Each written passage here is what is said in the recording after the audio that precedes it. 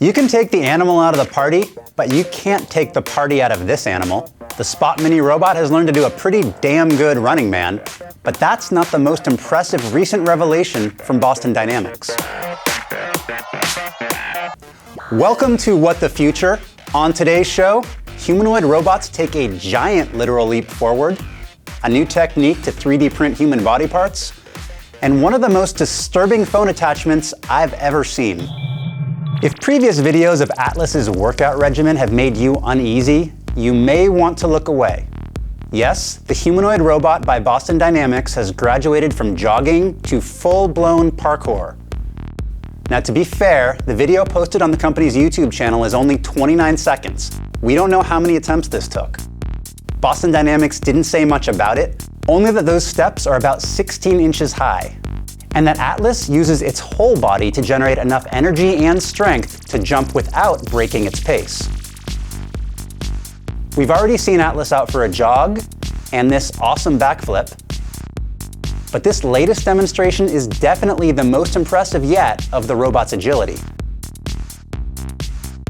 So you can cue the YouTube comments warning of a dystopian future ruled by our robot overlords.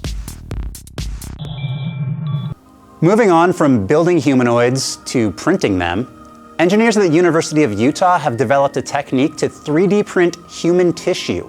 That means doctors could print replacement tissue for a patient with a damaged ligament or tendon, without harvesting tissue from other parts of the body and needing additional surgeries. The process involves taking stem cells from the patient's own body fat and printing them on a layer of hydrogel.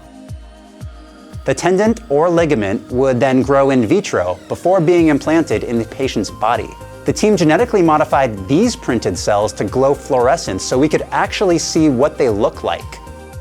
Right now, this is designed for ligaments, tendons, and spinal discs, but scientists say it could be applied to any type of tissue, even printing entire organs.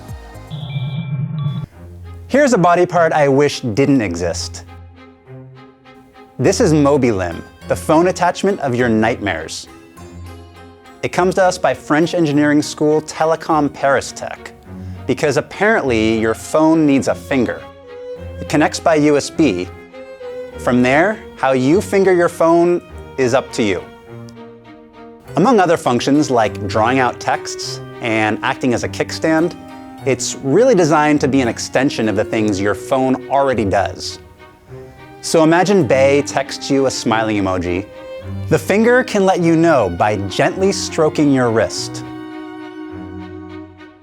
Or if you just can't be bothered to walk across the room to get your phone, MobiLim has you covered. Now, if that's not creepy enough for you, look at these skins. So you can pretend it's an actual human finger or a fuzzy cattail. Now, if your own fingers are already reaching for your wallet, this is just a research project. You can't buy it. But do we really want to live in a world where our phones can give us the finger? I'm guessing some of you do.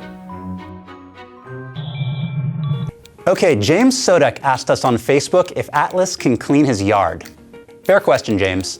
Coincidentally, on the same day Boston Dynamics showed us Parkour Atlas, it posted this video of its Spot robot surveying construction sites in Japan. Now, this is not to be confused with Spot Mini, which we saw shaking it earlier in the show. While it's not cleaning a yard, this is a great example of how robots like Spot and Atlas are starting to perform meaningful tasks in the real world.